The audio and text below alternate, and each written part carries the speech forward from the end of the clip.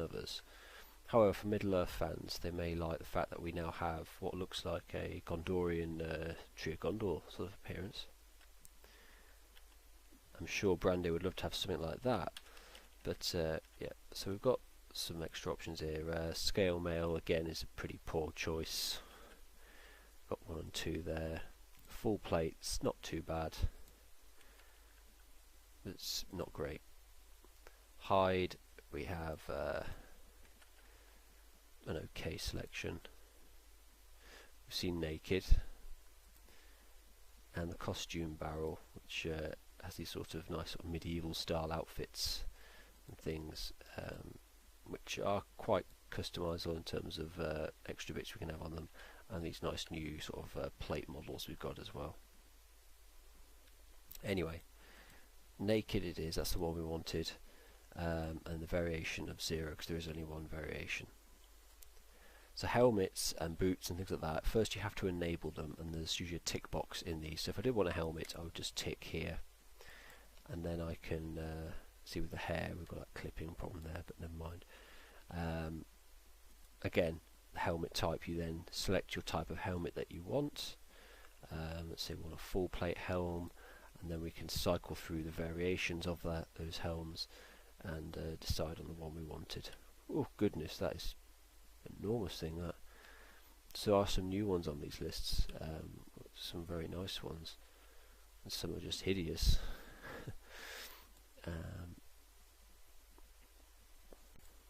What's in the costume barrel? Got this nice new thick hood. And I think the Acme selection has all kinds of stuff in there. We've got more sort of plate helmets, got little eye patches, spectacles if you're into that kind of thing. Don't ask. And these nice winged helmets as well. Masks or top hats. Don't ask. Another eye patch, a blindfold, big full plate helms as well. That's actually a very orcish sort of helmet is, or an Uruk sort of helm. So watch out for those appearing. Anyway, we don't want helmets on him. We're going to disable helmets. That's how you select your helmets.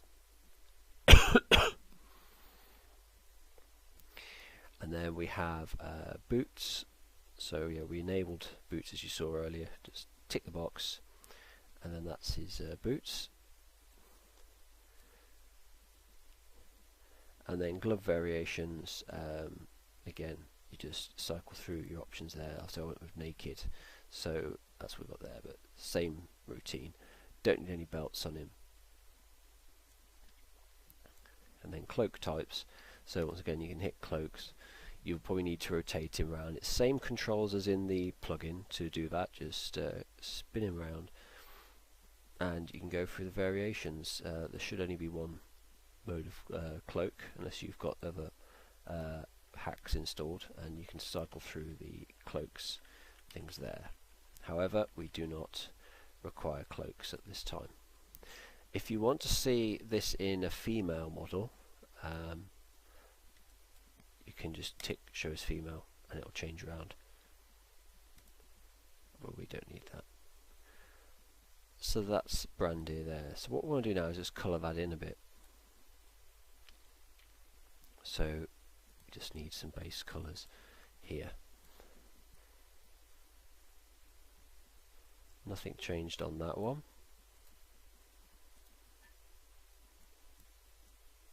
So now, yeah, we can get some colour in. So you just select your model part, or sorry, colour sort of a number, and then just play around with the wheel and what you're looking for.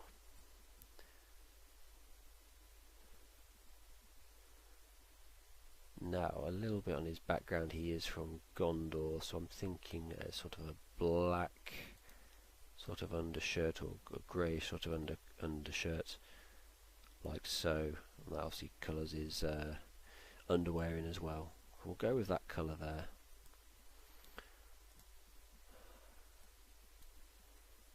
And we have another, that's meant to be his skin. So we'll try and keep that consistent with his skin colour, which was something like that.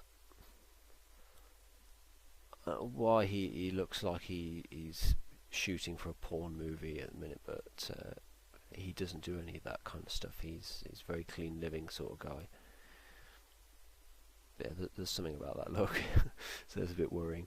But there we go. That's what happens when you only get given one sort of unarmoured appearance, or sort of an unclothed appearance.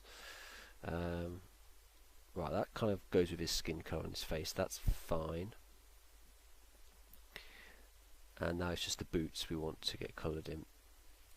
And we'll need a colour for his hands as well. Strange if it doesn't default to his skin colour, which, yeah. So you do occasionally, with Neverwinter Nights 2 tools, that you do have to jump through hoops now and again.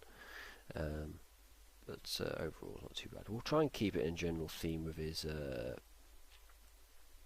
main appearance, because yeah, it's we don't want sort of wildly changing colour schemes on him. It'll just look silly in the way he's dressed, and it's only for a temporary thing. But yeah, we kind of want him getting introduced well, not looking like an idiot. Bottom bit a little bit darker, perhaps.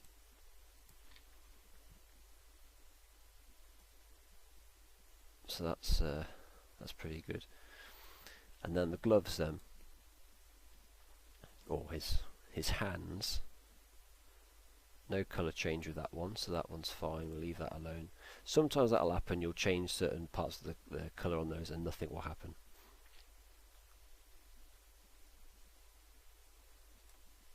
No change there.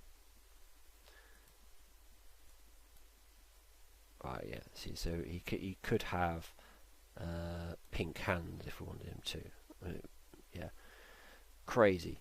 So we want to go to getting to match his sort of skin colour, which was somewhere around there, and that's that. So that's Brandir. His appearance all set up.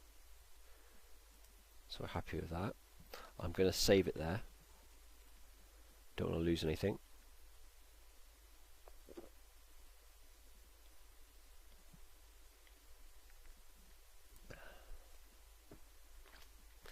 And we'll look at some of the other options in properties.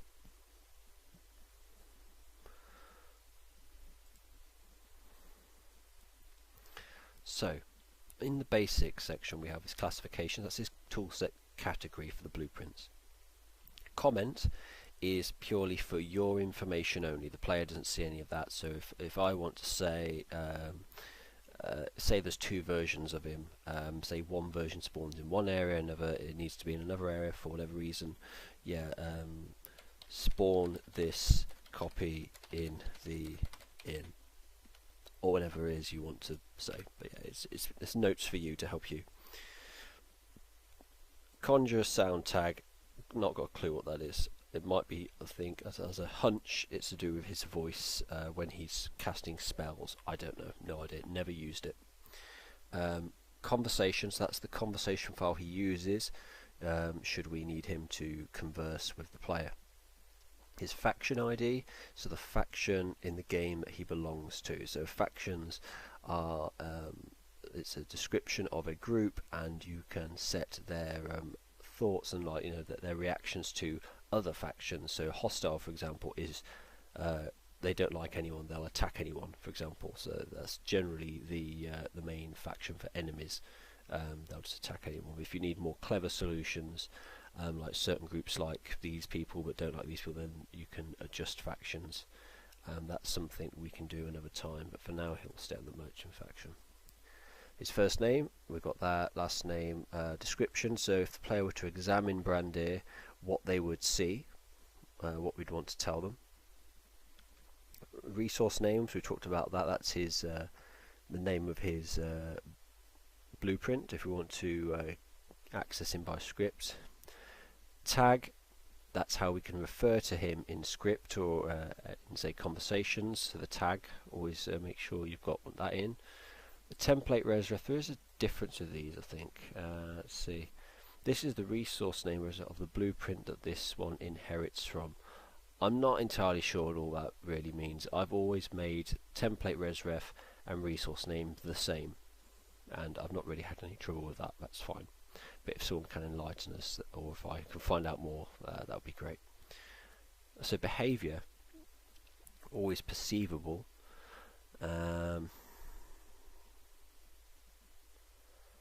Perception is an element of the game I'm still trying to get to grips with as I try and improve my ability to work with AI. But perception, I think, is when a creature has been either seen or heard, I think. And I think if you tick to always perceivable, I think it would mean that no matter what happens, wherever this creature is, everyone has seen and heard him.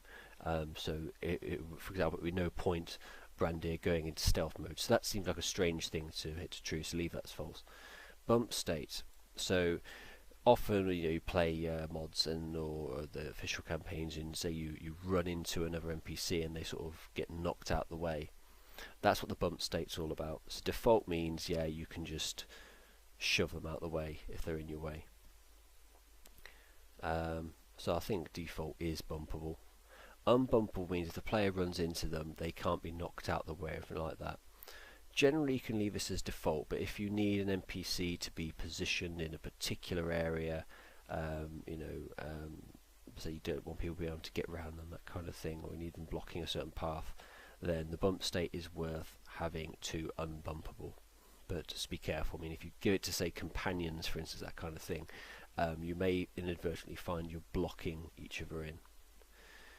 Can talk to non-player owned characters. I don't know if that references to multiplayer with DM control, perhaps. I've always left that as false. I don't really bother with that. Conversation interruptible, I always leave that on its own as well as false. Generally because I just like conversation. I don't really want them getting cut off by anything, so yeah, leave them as they are. Decay time. So first off, for that to actually work, you need to have decays set to true, and what this is once the creature has been looted, if they have anything to loot on them, or if they're otherwise dead and have had nothing on them, how long it will take for their body to vanish.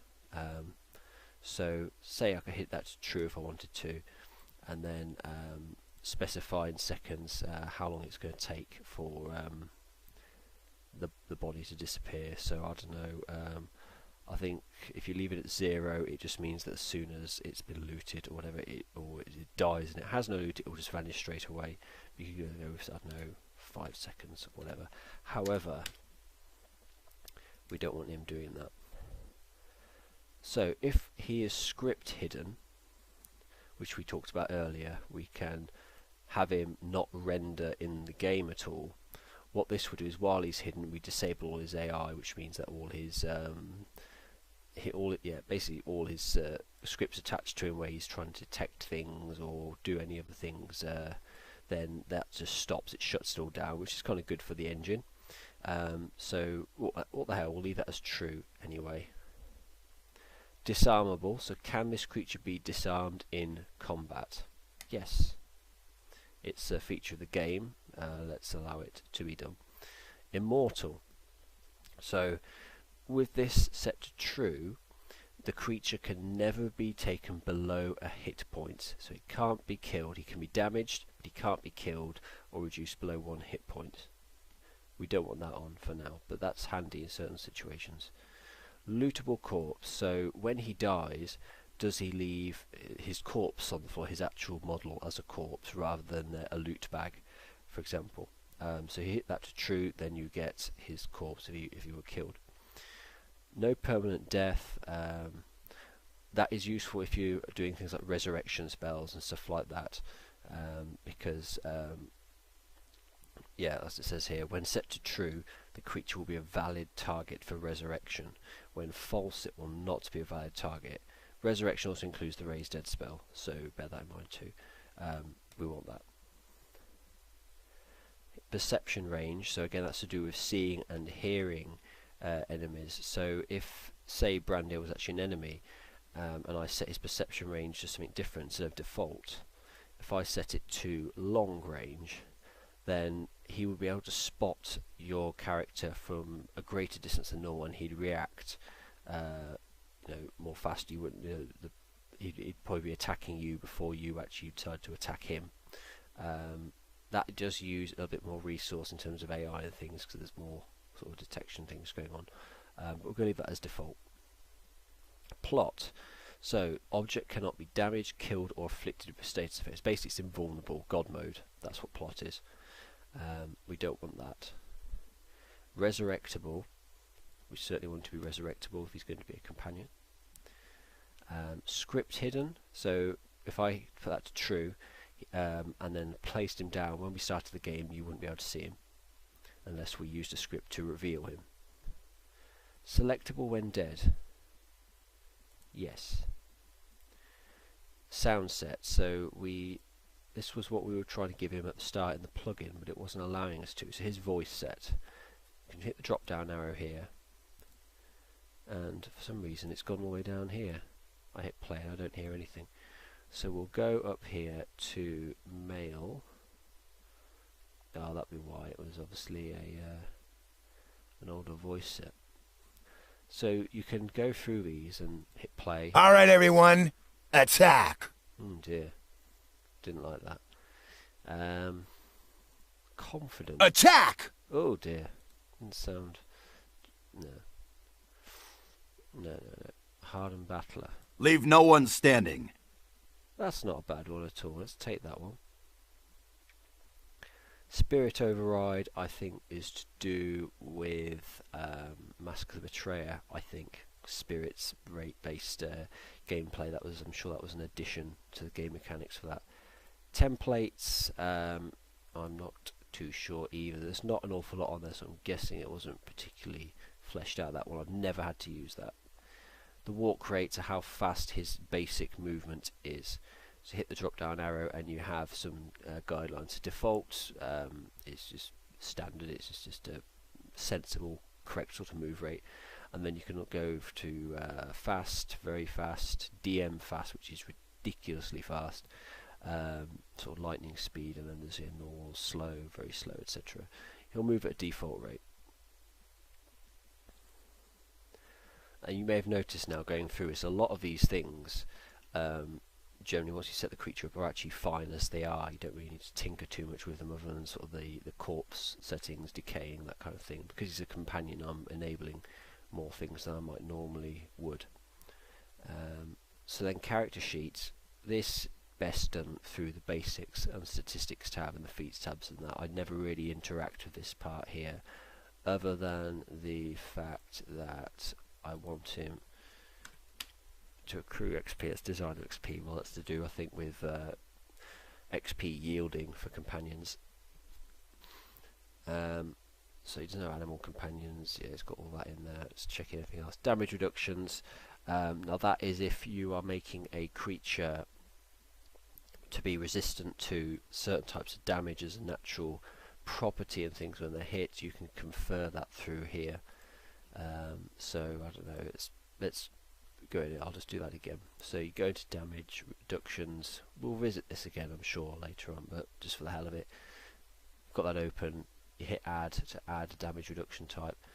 Say we want to ignore 3 points of damage, and then the piercings is the types of things that will defeat that damage reduction. So at the minute he has a global damage reduction to any physical damage. This is only for physical damages. It doesn't work on elements, I believe, because I think there's a bit of a mix-up in the system with this. But yeah, the things that now could bypass that, essentially his weakness, I suppose, if you want to call it that, add, and you go for a piercing type, and say it's a material, and then choose that material, and we can determine what goes through. So obviously from the default campaign, I don't know, alchemical silver, for example. I think it's is it demons don't like alchemical silver, I think. So you could say that he'll ignore 3 points of damage, but if he's hit by an alchemical silver weapon, it will do full damage. Got others on it. You may notice actually our Merp materials are appearing on this list now. That is part of a update we're doing to the rule set, and we're actually going to look to include Merp materials on this. But yeah, anyway, that's so there you go. I mean, he could now ignore 3 points of damage, but if you hit him with a Mythical material weapon, then you're going to do full damage. But all this we don't want.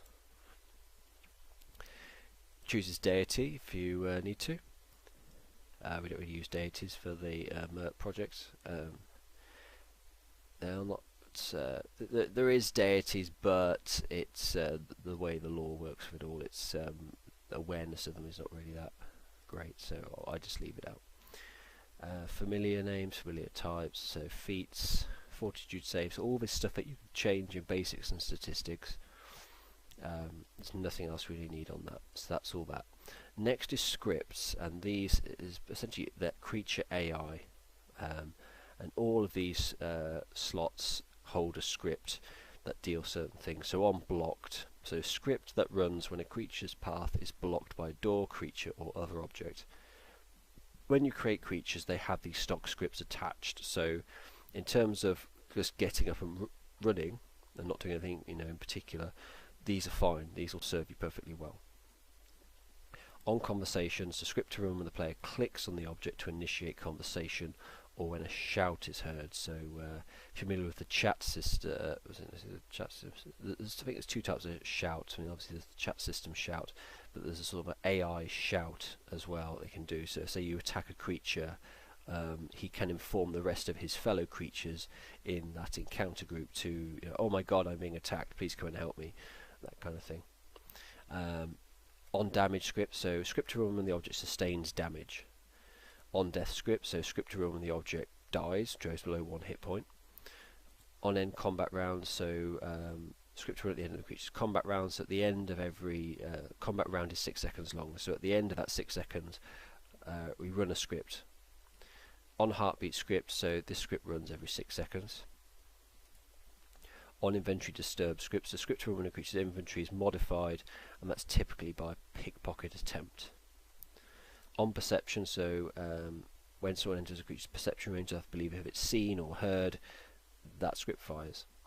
On physically attacked script, so script to run when the creature is attacked by a ranged or melee weapon, not spells. Okay. On rested script, a script to run when a creature initiates a rest. On spawn-in script, so this is what happens when the creature first appears in the world, when it's created. On spell cast at, so that script runs when a spell is cast at it, you've got it. And user defined events, something I'm still getting my head entirely round, but when a specific event of importance happens, you can say, well, what happens next. And variables, so these are for used in scripts, so they're like markers or information which can be modified on a creature during the game and then used in the scripts to refer to things like AI, for instance, things like loot as well, that creature might drop can also be done that if you want sort of randomly generated stuff, and all kinds of other things. So that's creature properties all sorted. So I think I've covered quite a bit there. Now we could go back to statistics here and specify some attributes for Brandir. Now I am not a D&D expert, but I am going to give him some rough starting stats. Now I don't know if it's going to end up being illegal or not, but we will we'll see what we come up with. So for strength, we'll say that his starting strength score is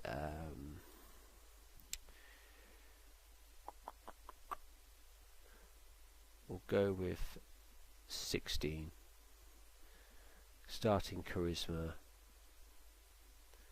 go with 16 charisma, 15 strength, dexterity of 13, constitution of 14, intelligence of 12, and a wisdom of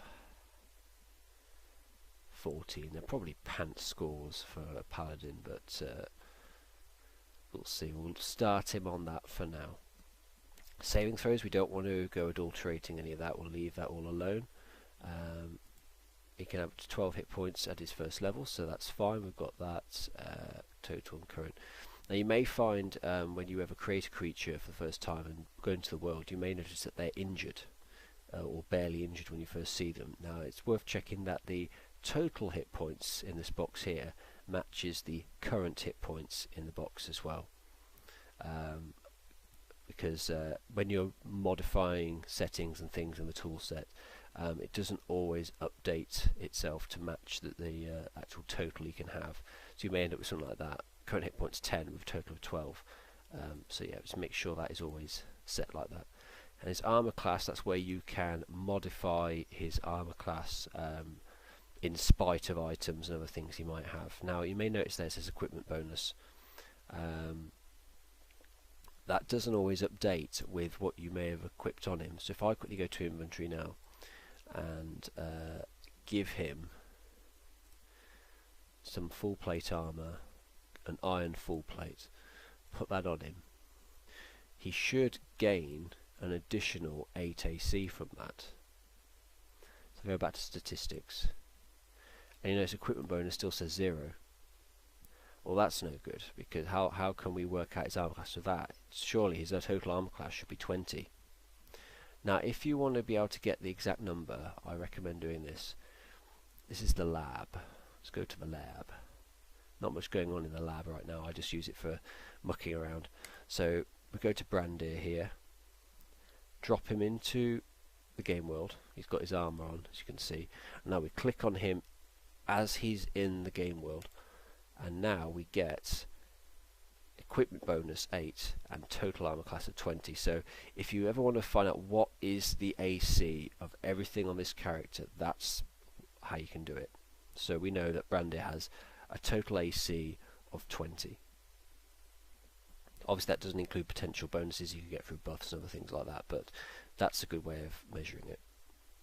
But we're going to take that off. So what I tend to do is, while I'm working in the tool set, rather than having to painstakingly place people down and check them all the time, what I will do is I'll just have a little, I usually have a notebook with me while I'm building, just for scribbling reminders and things in. So whilst I'm working on, say I'm equipping up an enemy with pieces of armor and stuff like that, I'll write down how much AC they're getting from that, and I'll just add it on to the totals here. But you know, whatever suits you. That's just something to remember, that the total armor on there is a little bit misleading. Right, if you want to get rid of equipment, I may not have said this earlier, first of all drag it off the slot and double click and yes, remove. To actually put items on them, I didn't really mention this earlier, yeah, well, let's go with these basic ones. These are helmets.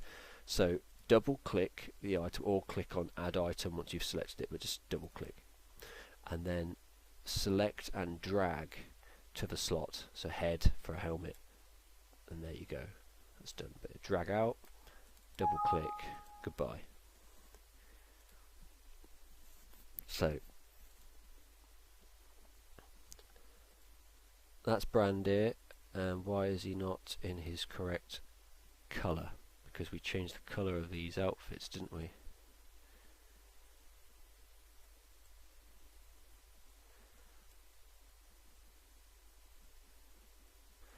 Ah, yes, I remember now. You may find, if you are just doing general appearance work, while you can specify the appearance in armor set, the tints do not always copy over if it's just an appearance. So what I suggest doing is, you're going to have to, if you like it or not, is we're going to have to do it through this, because these tints here, tint armor 1, tint armor 2, they are for the base appearance armor. So if he was actually wearing that full plate that we just put on him, these two wouldn't do anything for us, but because he's not actually wearing anything, we need to modify these. Now you may find when you're doing this, you may want to have the preview pane visible at the same time so you can actually see what you're getting. So what you should do is just on the preview pane, hold down left mouse and drag it until you see a little box, something like that one there. Get your mouse over the box and you see like another bar appear like that.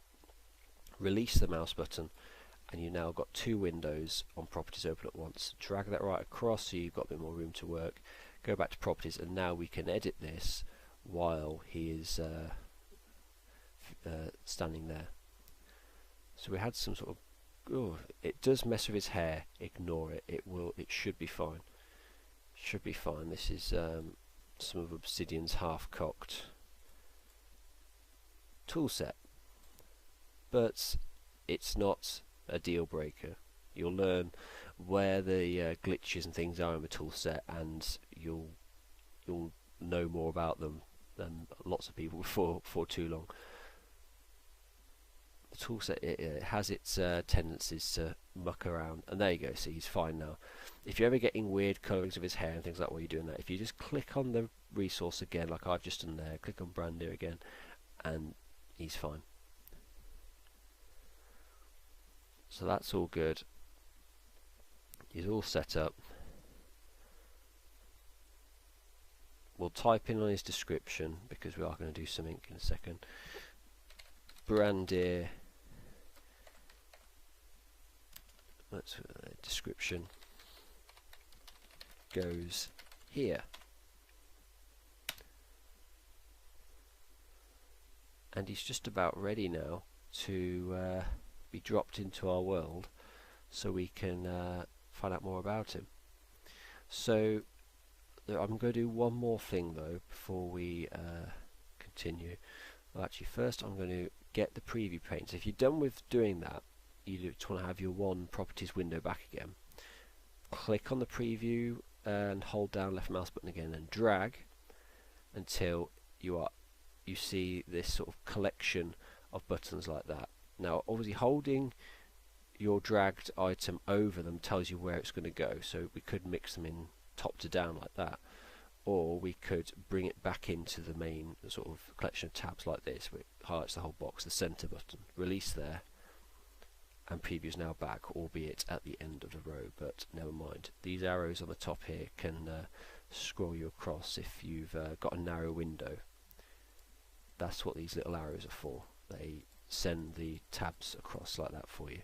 We want properties back, and that's that. Right, so what I was going to do is, because he's going to be a companion, I need certain scripts that are for companions. So while you're learning the tools, this may not be of particular importance to you, but if you are doing companions, you will need to do this. So you're going to need to import some properties. So at the top of the properties you have these options here. So import properties, click on that, and we want a script set. So it's a group of scripts.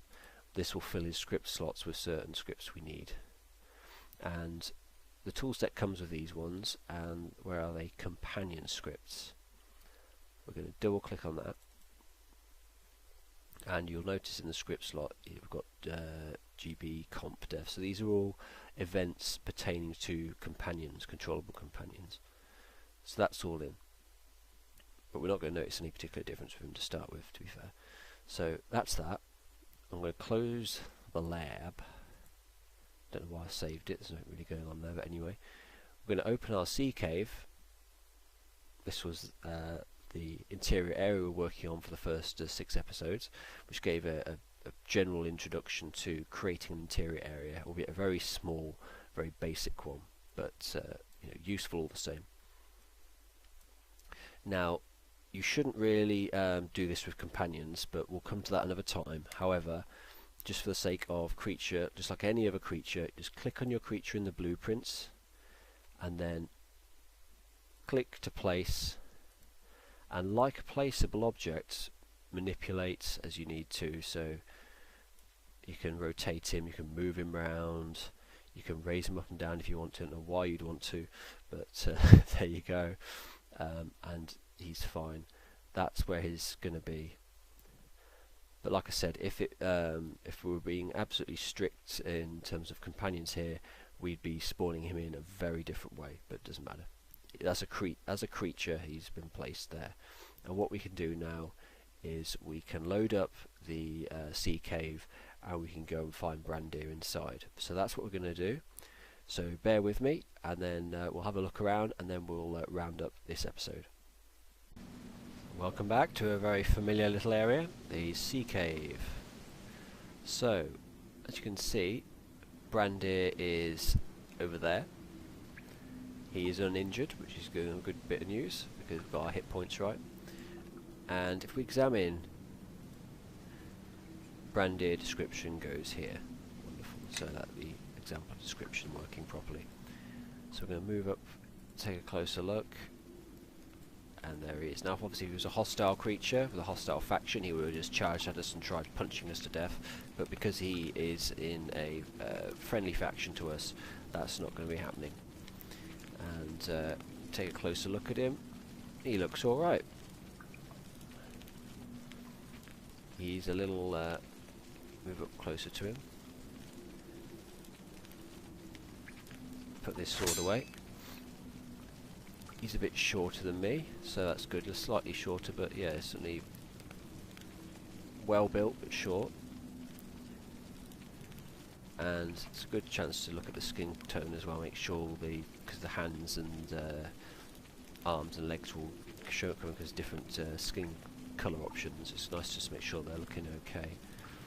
And yeah, they look fine. So there we go. We've placed a creature in our world, and creating creatures in general, the principle of what I've shown you kind of applies throughout. So have fun, experiment around making creatures and NPCs and things, and see what ideas and interesting characters you can come up with. So in the next video, I think we will look at getting some dialogue placed on Brandir. We have a plan for some of the things we want to talk about. I certainly know what we need out of him, but it'll be a good opportunity to show how to just get a basic conversation going, some of the things that make up a conversation, and maybe a bit of time for some maybe slightly more advanced, depending on your skill set, more advanced look at conversations as well. Like for instance, when certain lines or options of dialogue should appear, how to throw in additional things like, say, a skill check, that kind of thing, or to give or take items, all sorts of things. So that will be the next video, so please do tune into that. I hope you found this one useful, and yeah, please like and share these videos if you're finding them useful, or if it's something hopefully something new and interesting for people. Please like and share them, because I think the more people we get just playing third-party content or just having a go at making it, it's really good for Neverwinter 2, because I think the game has a lot of life left in it yet.